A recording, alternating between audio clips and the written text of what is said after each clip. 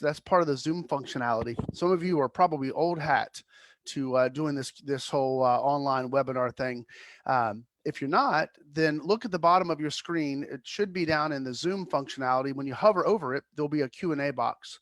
And that Q&A box is the perfect way for you to ask questions. So don't hesitate. If you've got a question that you'd like to make sure we answer, go ahead and type that in now.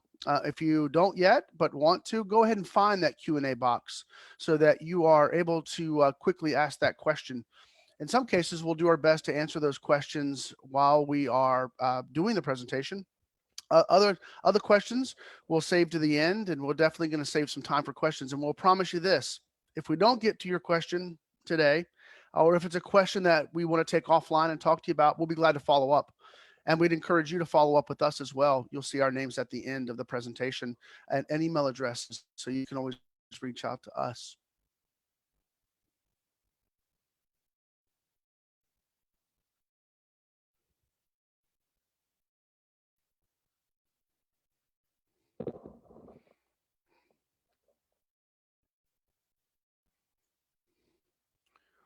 Katie, we'll take the lead from you when you're ready for us to get started.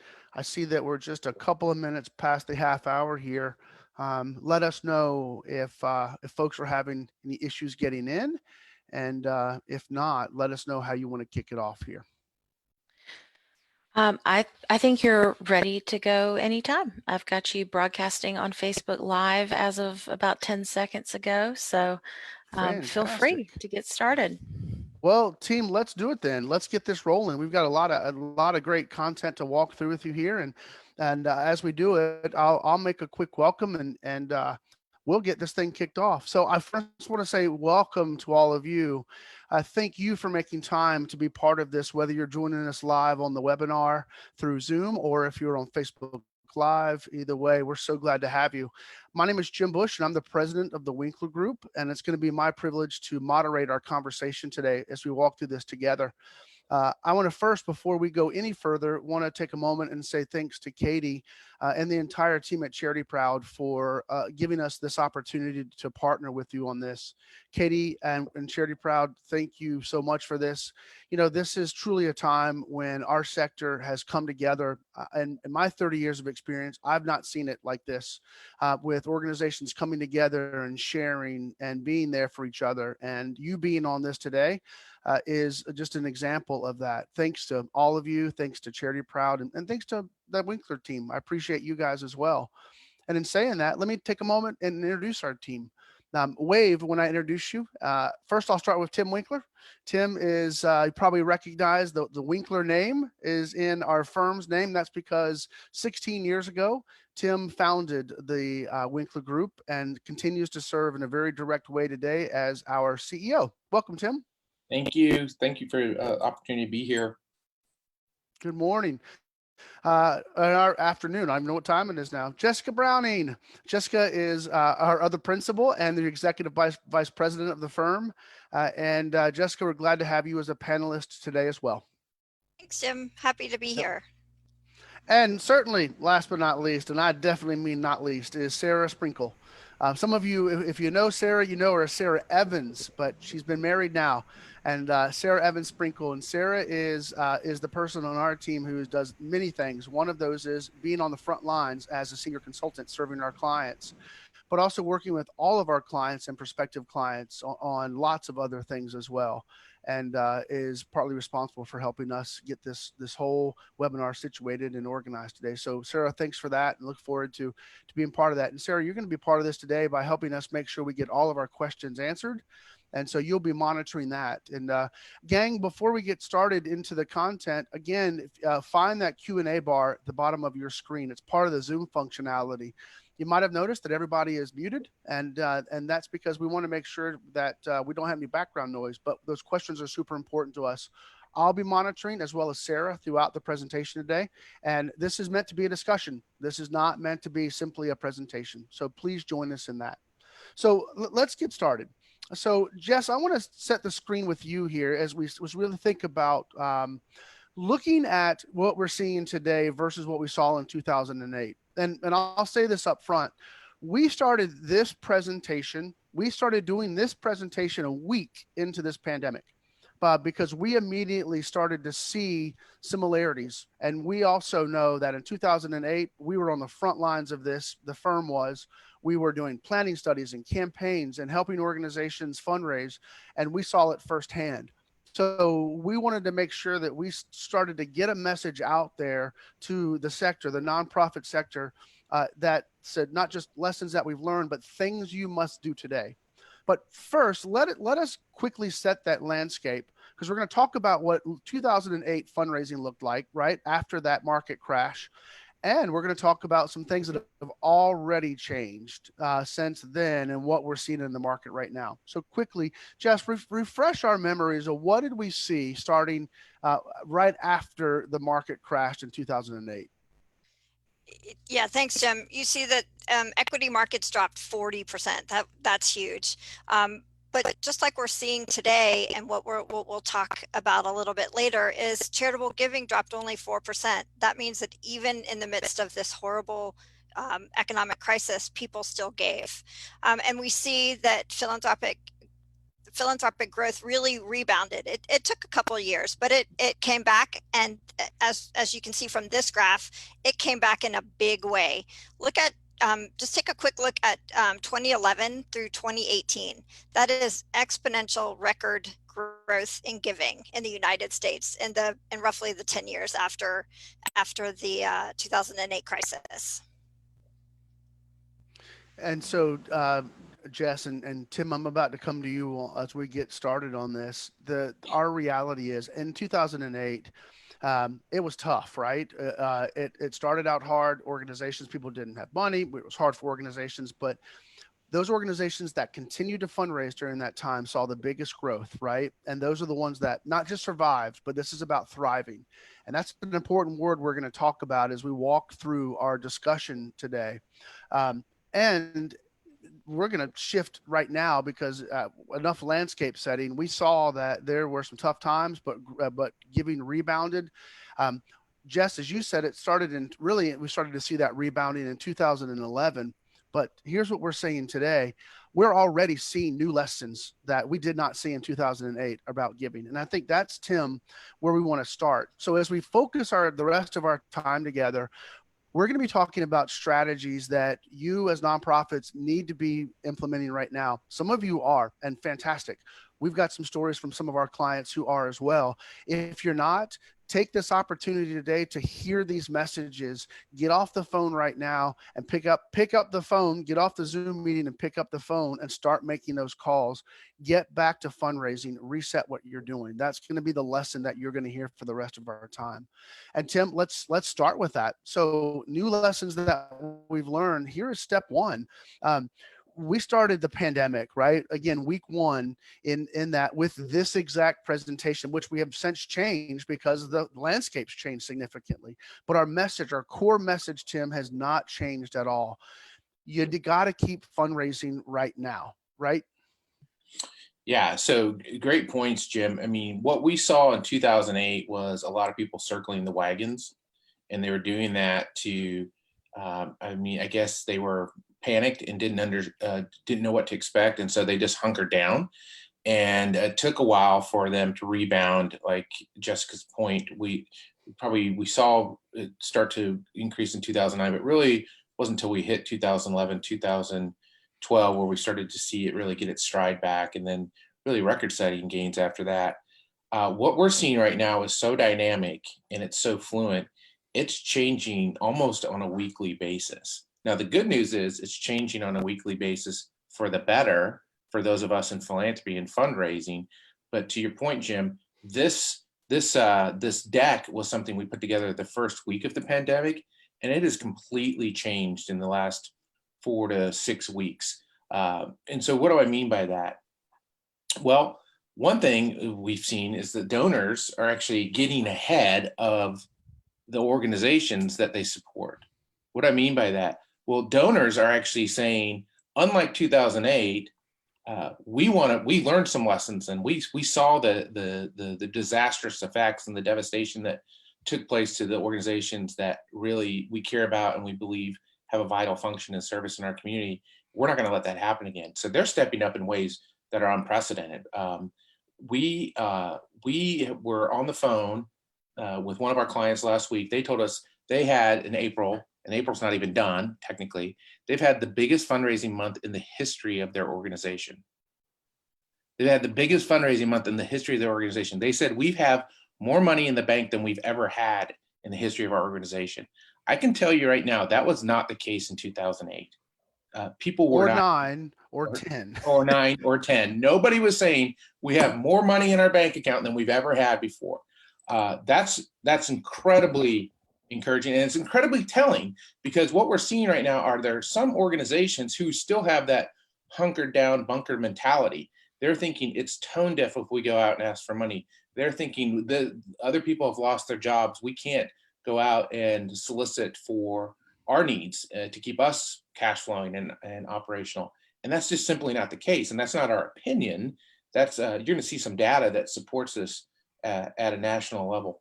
One of the things we've been telling folks is you have to reset your annual fund strategy.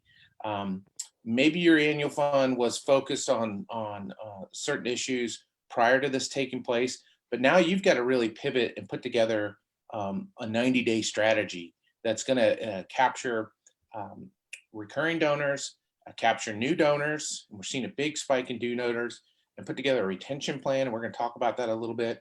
We've had 11 organizations in the past month contact us to ask us to help them with a reset 90-day annual fund strategy. 11 organizations in the past month have actually asked us to come alongside and help them with that. It's amazing. We had an organization last week call us and say, I know this sounds tone deaf, but we want to talk to you about starting a campaign right now. The early premises of laying the foundation for the case for support and doing a feasibility or planning study. We said, you know what? Maybe 6 weeks ago, if you called us, we would have said that's probably not a good idea. What we're seeing now at a national level and with the data coming in, we think this is a great time.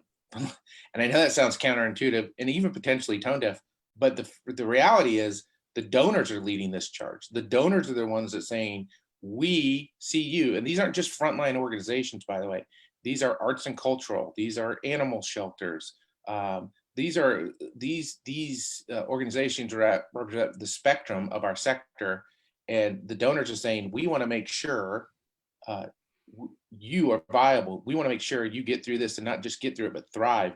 We know the value you add to our community, and we're not going to stand by and watch you flounder like we did in 2008. So really, we're thrilled at what's going on in the marketplace. And our message right now is, if you're not raising money, if you're not being proactive, you're behind the curve. You're actually losing money, and that was not the case in 2008. All right, Tim, there are a couple of things I want to follow up on, because a couple of key messages I think need to be reinforced. One of the things you said is about, you talked about an organization that's raising record money right now. But the important piece of this is we're not just talking about those organizations that are on the front line of this pandemic, the shelters, the food banks. We're not talking about just those organizations. Certainly, if they're fundraising, we are seeing that. But what you're saying, Tim, is that that's across the spectrum. And it's too important not to say that again. Yeah, you're exactly right, Jim. Like I said, and you'll see this in some of the data coming out, but what we're seeing both at a national level through data and at a national level through our practice is regardless, it would be organizations you would think would typically suffer in a time like this, like a symphony, like a ballet performance group, organizations like that, you would think would be on the bottom end of the funders' giving priorities in a pandemic like this. That is not the case at all. It wasn't 2008. It absolutely wasn't 2008. But that is not the case that's happening right now. So our message is, again, the donors are getting ahead of you. And if they are, you need to catch up, because there's opportunities there that you're missing out on. And there's real money that's being contributed and helping fund really incredible organizations right now. Well, in the last 3 weeks, Tim, we've had 11 organizations join the Winkler Group family and launch projects to grow their fundraising over the next 90 days. To your point, I may be wrong. I don't know if any of those are frontline pandemic organizations. And so the reality is there's the organizations that are out there fundraising are going to be the ones that not just survive after this pandemic, but thrive. And we're hearing just the opposite, right? We've heard from organizations that have reached out to us, or we've reached out to make sure they're okay. Because just like we're going to take to do with donors, we're calling and talking to our clients and saying, how are you? Are you okay? And you had an organization say that, they haven't been able to focus on fundraising, or haven't focused on fundraising in the last 4 weeks. Yeah, and what was interesting about that is this organization is a frontline organization. This is an organization that you would expect to receive a lot of funding in a time like this because of the services they provide, boots on the ground, grassroots, frontline type of help to the direct community. And yes, unfortunately, they have circled the wagons, and they've hunkered down like many of the groups we saw in 2008. And goodness, they really haven't raised hardly a dime. And our hearts break a bit because, again, we are seeing donors take the initiative and call up and say, you know what, I want to issue a $50,000 challenge match right now. I want to make sure people are rallying behind this. I want to see you invest in your strategic plan for the next 90 days and make sure that what you do over the next 2 months is going to impact you positively for the next 2 years. And so I guess the message to reiterate is there is a lot of money being passed around in our communities right now, and people are really wanting to make sure the organizations that are important to them survive. And we need to catch up with our donors and start to lead that process for them.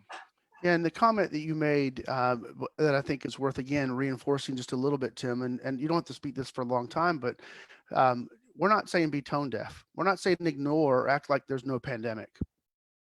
Oh, absolutely. And the reality is some people really have been hit. I mean, obviously that goes without saying, and their finances, they're just not in a position to financially support.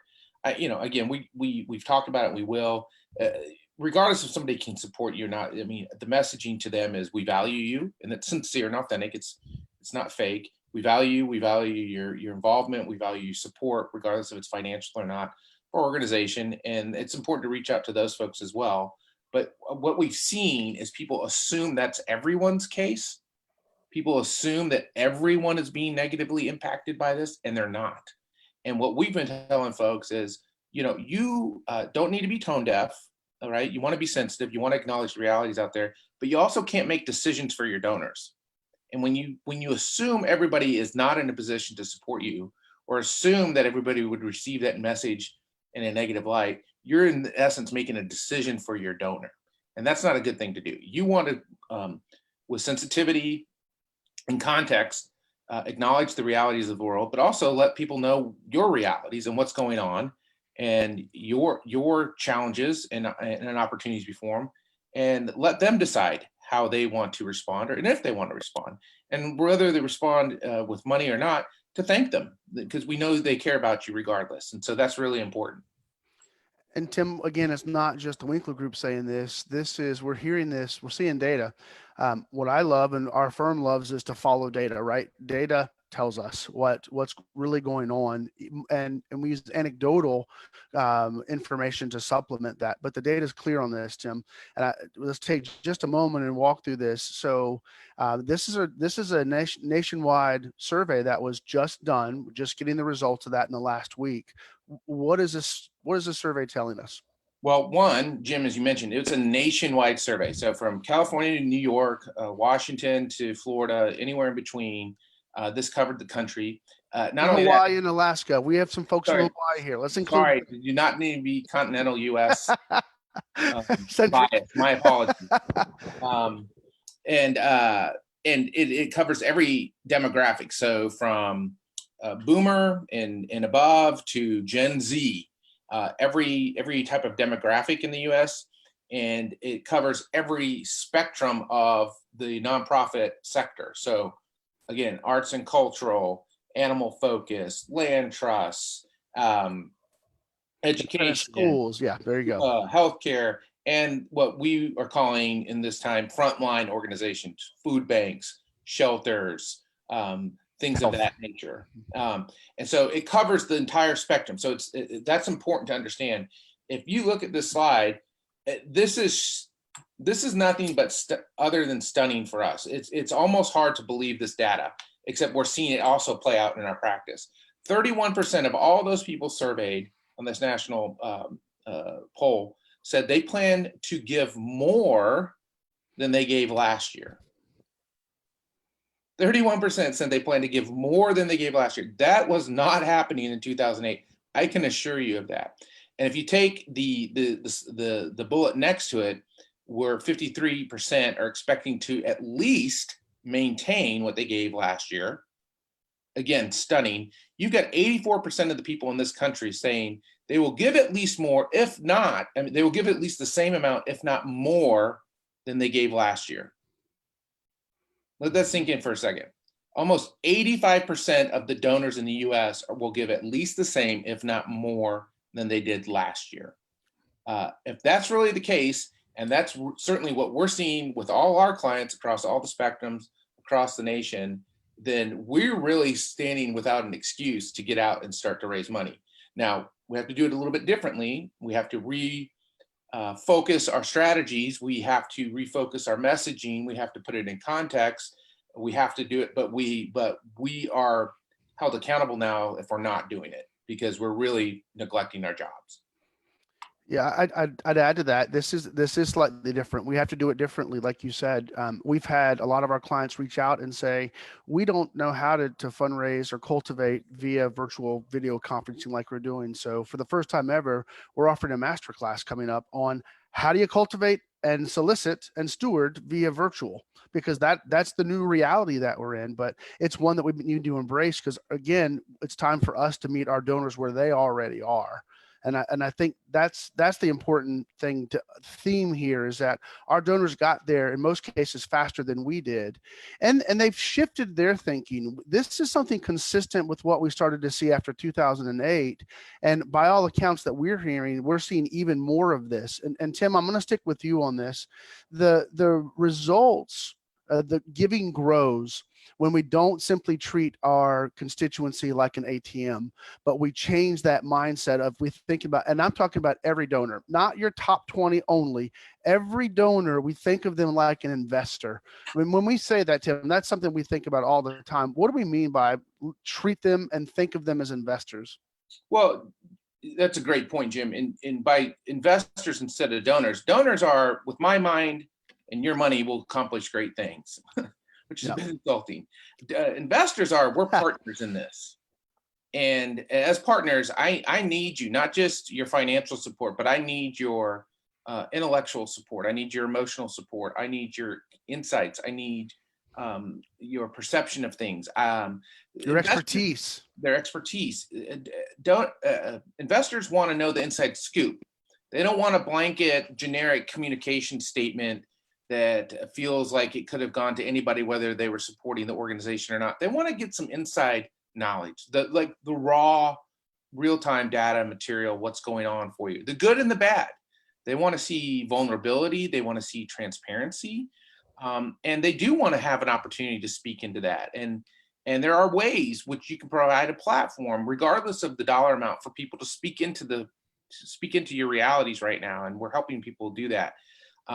You want to make them feel like they're truly a partner, and that they could, if they pick up the phone and get a hold of somebody and get right to the point of what's happening at your organization, the unfiltered truth.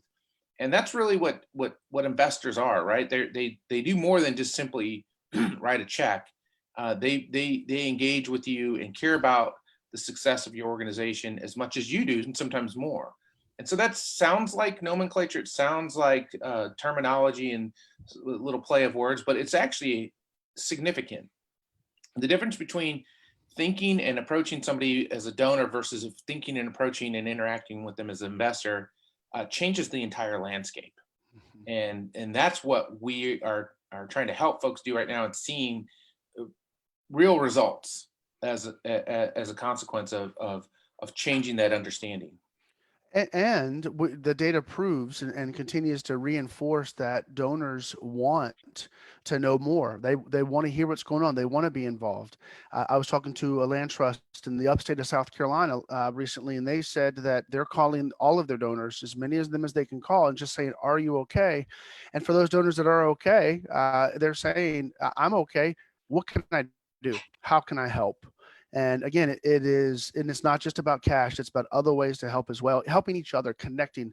It is about partnership and investor.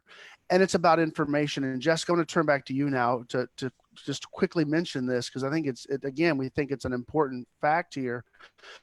Donors want information right now. They are craving to know what's going on. Is that true? It really is, and I think it goes back to what Tim mentioned. Don't make the decision for your donor. Give them the information. This is a study that was conducted by Fidelity Charitable. Again, a very widespread sample size. People, more than half the people want to know more, and especially baby boomers, older adults. They're the ones who are your probably your best donors anyway. But 35% of them say they don't have enough information. So don't take the tack that you should not communicate. Don't take the tack that you're an intrusion in their lives. This is the time where they want that information. Correct. And now there's a reality that if I'm sitting on this webinar, I'm hearing that and I'm saying, okay, I got you. I want to give information. Where in the world do I start? Because we've got X number of constituents in our database. You tell me to go call them. I can't call 1,000 people. Ain't going to happen, right? So another key message, and something that we see great reward from, and in terms of partnership, investor, and dollars. Tim, going back to you, our message was at first was communicate, over communicate. And that's true. You've got to give out information. We've refined that message now, right? And the message now is you've got to focus your outreach. What do we even mean when we say focus your outreach? Well, a couple things. One, there's so much anybody can be doing right now that if we're not careful and intentional, we're going to end up being busy. Busy being busy is what we call it. And after busy being busy, we're not going to have anything to really show for our efforts. And so what we're really saying and helping folks do is focus their time and energies to the activities that produce the best ROI. What are the things that you can do each day that ultimately are going to help you raise money? Okay, that's really the question we need to be asking ourselves every day. What did I do today that helped me raise more money? How much money did I raise today? And if you're going through each day checking off boxes of a lot of activity that don't really produce much result, you got to really reevaluate and question what you're spending your time on. What we're seeing right now is crazy with regard to statistics, surgeons and new donors and recurring lapsed donors. So what do I mean by that? Talking with an organization last week, they, in the past 30 days, received 7,288 new donors in the month of April. 7,288. They also, during that same time frame, received about 580 lapse donors that they've recaptured. So SIBUNTs, basically. Without even intentionally targeting SIBUNTs, they were able to capture lapsed donors. So that's huge. That's a windfall for us, right? Again, it shows it's data backing up anecdotal evidence of what donors are doing in the marketplace right now.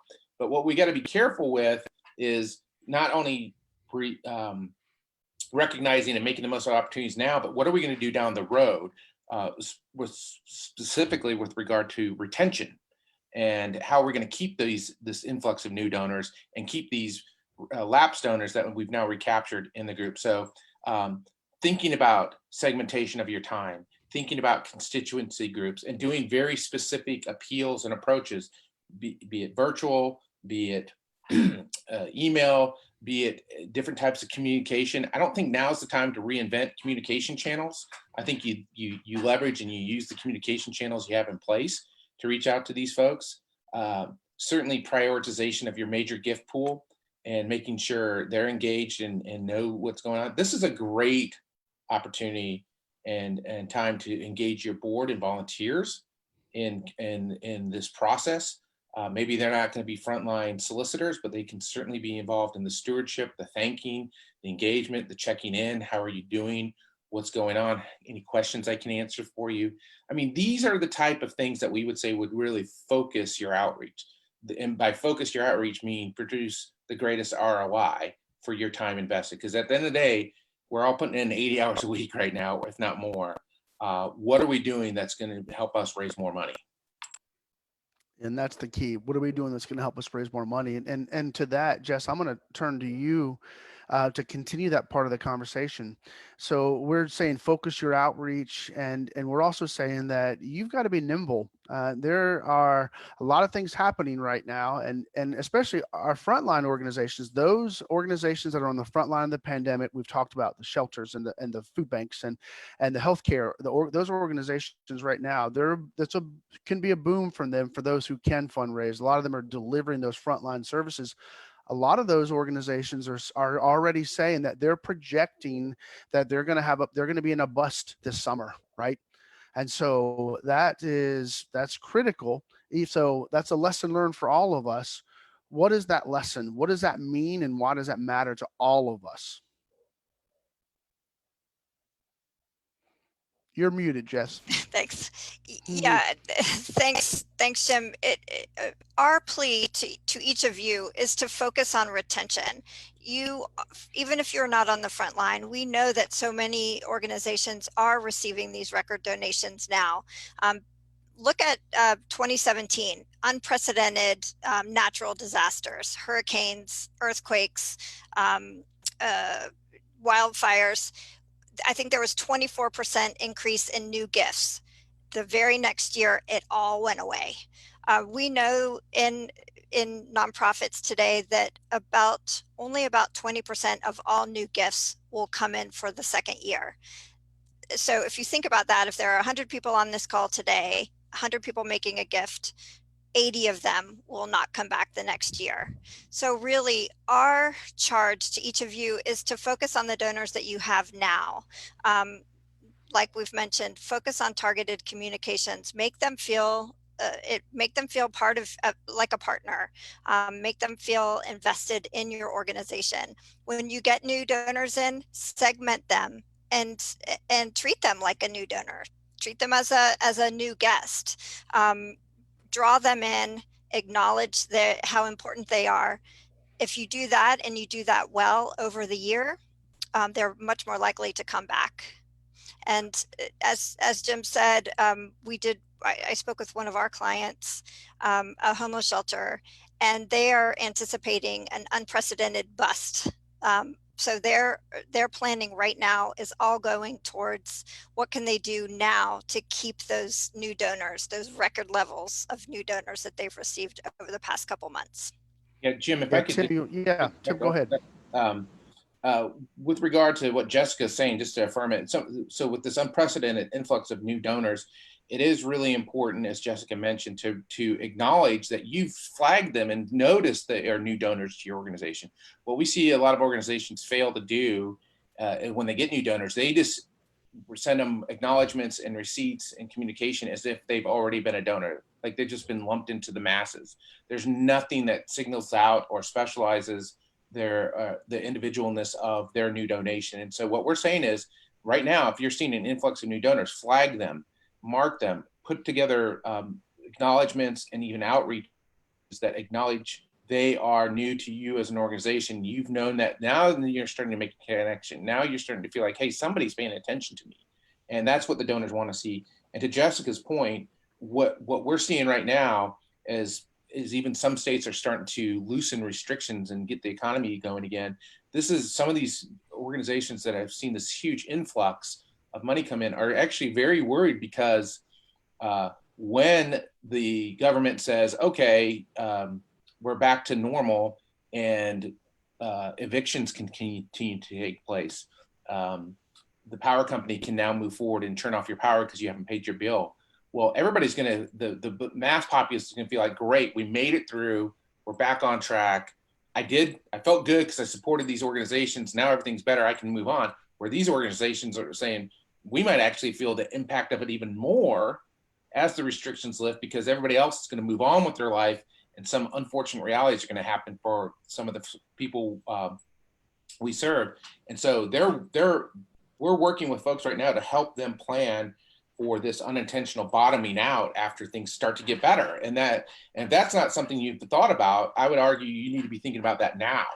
And it doesn't have to be just because you're a frontline organization. It has to be if you're with the arts or other type of non-obvious frontline organization. So there's a lot of dynamics taking place right now. So a lot of really good things, but things to be planning for in light of the good things. And so this is what we're seeing savvy organizations do, and we're helping to help get them through this and also thrive post pandemic, and with even some of these unintended roller coaster bounces and rides that we're going to see happen. Yeah, so couple of follow-ups there. One follow-up to that is retention is the key here.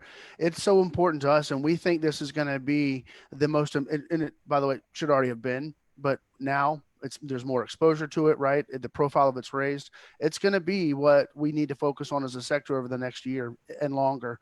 And it's important enough to us that it's our next white paper coming out this week, and the topic of our next week's webinar is that important. It's exactly on retention. And every time I read the statistics, it just floors me. And today's, I read the white paper again, it floors me. So retention is that key, and planning. You know, we're moving from, and our donors, by the way, are already there. So we're catching up in some cases to our donors.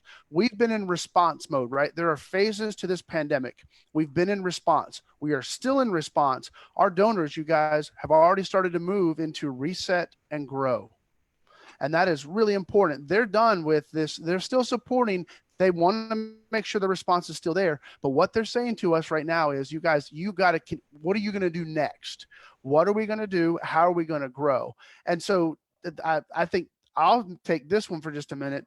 One of the most important lessons that we've learned, and where we're spending a good bit of our time with our clients, is that reset and recovery. You may have a 3-year, 5-year plan, a strategic plan, and we're saying, don't throw that away. Don't think that that's not going to come back at some point. But right now, you've got to figure out what's right in front of you. What's that next year going to look like? What's your continued response going to be? And if you're not frontline, for you still got a response. How are you going to respond to what's going on, to your new normal, to all the kinds of things that are still going to be happening for a while? What's your plan for that? And you got to have a plan. It's not, don't just take that 3 to 5 year strategic plan and say, we're going to get right back at it. And your donors are going to be ready for this. They want to know what you're doing now, and think about the future, because your donors want to know how you're going to continue to serve and how you're going to continue to be sustainable. All right, Tim, finishing up here. Again, we talked about the idea that we're saying it's response time, but we're already moving into our reset and grow. And we love this word. I'll give credit to the first time we heard it was from our friends at the Roper St. Francis Foundation, and said they're not just saying reset and grow, they're saying reset and thrive. And so our message is that grow and thrive. How do we do it? What are the key steps here? Well, I think a couple things. One, acknowledging that this is a bit of a complex process, right? I mean, you're hearing some very dynamic messages coming from different angles. Lots of good things happening, but a lot of challenging things happening. So we've seen influx of new donors. We're seeing the recapturing of lapsed donors. We're seeing influx of money. We're seeing donors step up in ways we haven't in the past, but we're also anticipating the bottom dropping out as, ironically, things start to get better in the overall economy and society gets back to a normal. We're anticipating some challenges there. And so how are we making the most of today, tomorrow, the good things that are happening, but also being attentive to some of the realities moving forward with regard to unintended drops or bottoming out in giving, and how do we stabilize it going forward? So it's really, there's a lot of intentionality behind this. And what I'm saying is, a lot of us, especially in this time, and I understand it. I get it. We fight it internally as a firm. There's a lot of reactionary responses going on, right? We just react to the immediate fire, the immediate need, and we're just doing everything we can to get through our 12, 14-hour days. I get that to a certain degree, but also at the same time, if we really want to make the most of, make the most of the opportunities before us right now. And there's some incredible opportunities happening, and also be very intentional about the future. We're going to have to take a step back and be intentional. We're going to have to take a step back and really think through, what am I doing this week? What are the specific actions I'm going to do next week? Monday, 3 weeks from now, what are we going to be doing differently? How are we going to be retaining these donors? So it's analyzing your revenue streams, it's segmenting and recognizing you have different audiences, your new donors versus your lapsed donors versus your recurring donors versus donors who have taken a hit versus donors who haven't and have stepped up.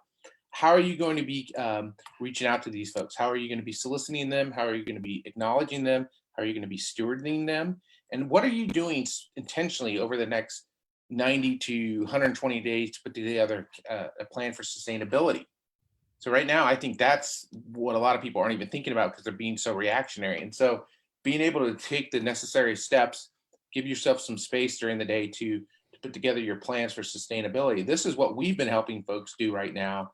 And again, the folks that are doing this are raising more money, and they're actually they're instilling a sense of confidence to their donor base that we're not just going to get through this, but we're actually going to grow and thrive. We're actually going to be better 2 years from now because of the work we're putting in over the next 2 months. Yeah, I've talked to a lot of organizations that have said this has been a great time for us to figure out what we're not doing well and strengthen it, and figure out what we don't need to do and what we do need to do. And that's not necessarily in a strategic plan either, right? That is a bit different. I want to ask you guys, put you on the spot here before we get into questions, and we have a couple of good questions already. So put all this together, right? So what are the lessons learned? What do we need to do now? Sarah, I'm going to include you in this and then ask you to start doing some questions and answers for us. Jess, I'm going to start with you. I'm going to go you, and then Sarah, and then Tim. What's your biggest takeaway? What the one lesson that you want to make sure that our listeners today walk away with? Jess, let's start with you.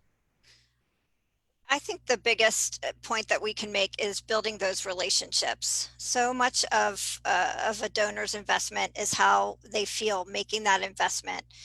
So focus on those fundamentals, just like so many of us in our personal lives are reaching out to friends we haven't spoken with in years, family members. Do the same with your donors. The more that you can really build those relationships now, the better your retention rates are going to be long term, the less donor attrition you're going to have, and you'll really keep a lot of those new donors. Yeah, great lesson. Sarah, what about you? What is your key takeaway, biggest lesson?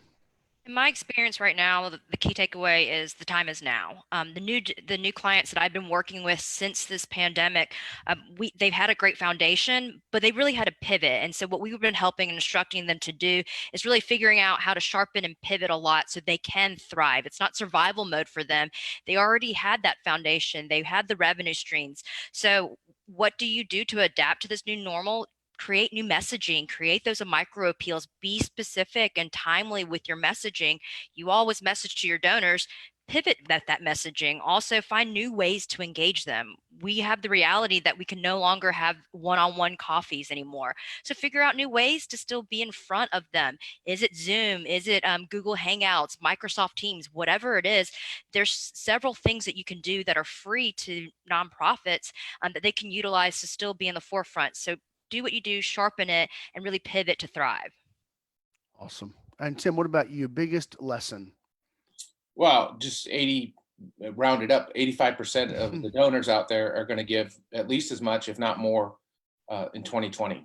I think that says it all for me. That takes away any fear or trepidation we think we should have with regard to soliciting and being tone deaf.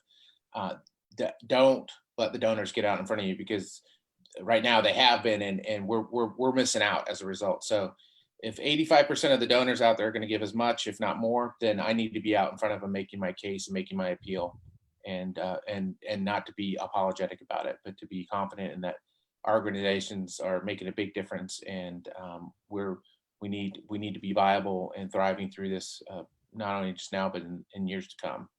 Yeah. And I'm going to add one that we've talked about. I think, again, it's going to be our drum that we're going to beat for the long foreseeable future. And that's focus on retention.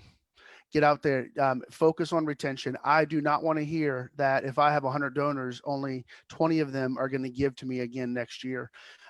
So I don't care if you're filling the top of your funnel right now with new donors, if you're not keeping them, the lifetime value of that donor, it goes down significantly, right? Imagine the lifetime, I would encourage you to, if retention is something you care about, come to our webinar next week, because that topic, you're going to be stunned if you aren't already stunned. And I don't think we as a sector are yet. For some reason, that retention is so critical. You will raise a lot more money just by simply getting someone to give a second time. And that's a fact. We'll prove that for you next week as well. All right. Jim, So Tim, just to hammer home that one point real quickly, and that's even if they give less than they gave the year before, but the fact that they give again, so they gave $100 last year, but they give 50 this year, the value of that in terms of cost of dollar acquired, you'll see next week of just how important that is. Yeah. And good tease there. I like that too. All right, Sarah, I know we've gotten some good questions. You want to lead us off on our first? Yes, I'll actually start with Tim for this one. Tim, what are the best strategies to reach out to donors who are already giving to us? Yeah, I think one is, don't assume because they've already given that they don't want to give some more. That's actually not been the case at all.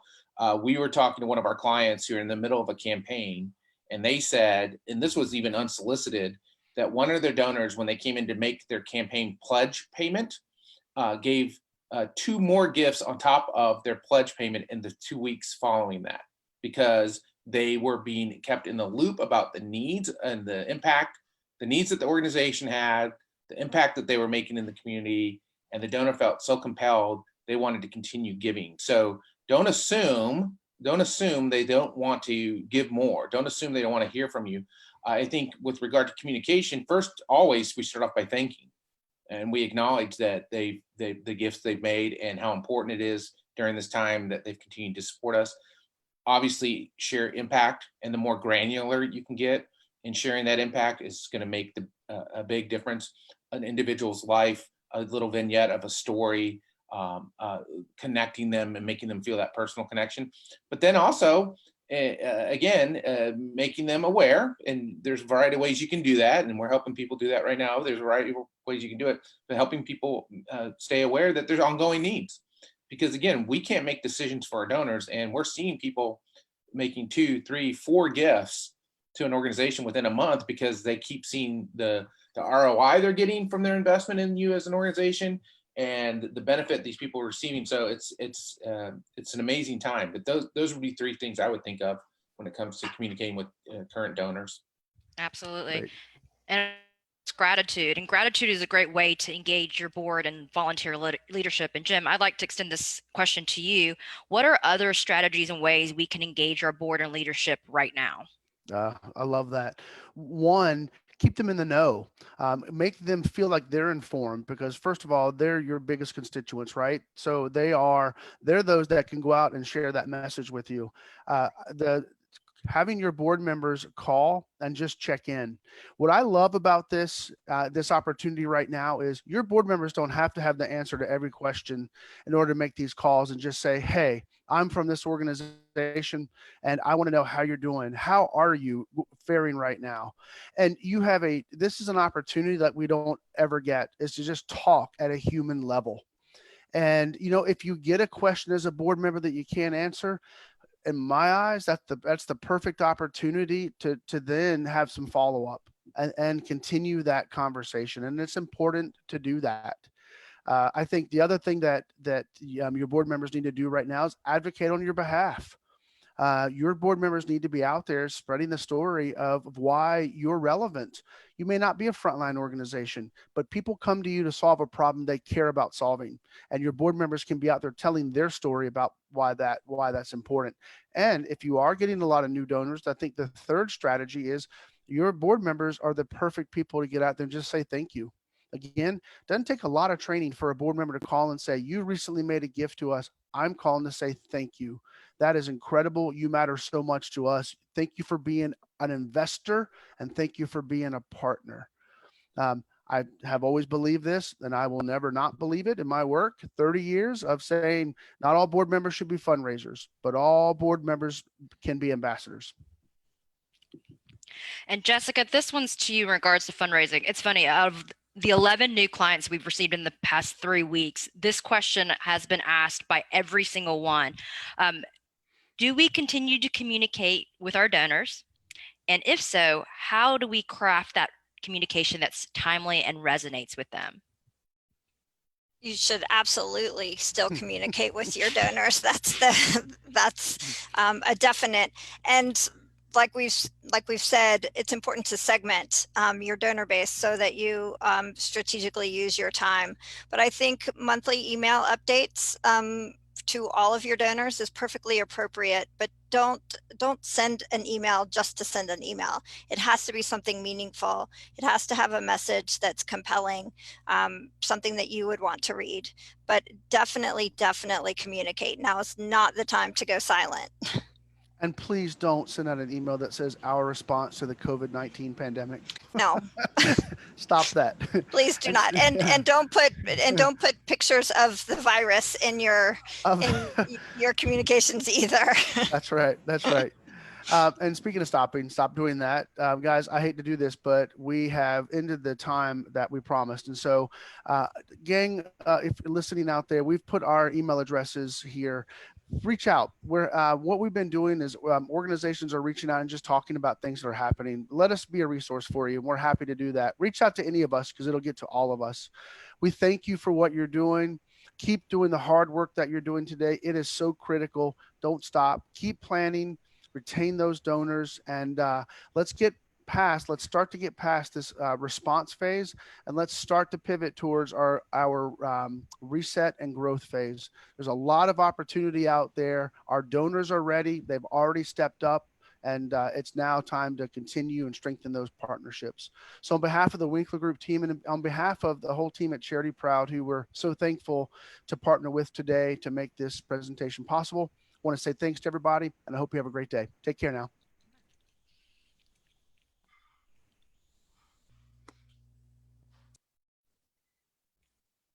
Much.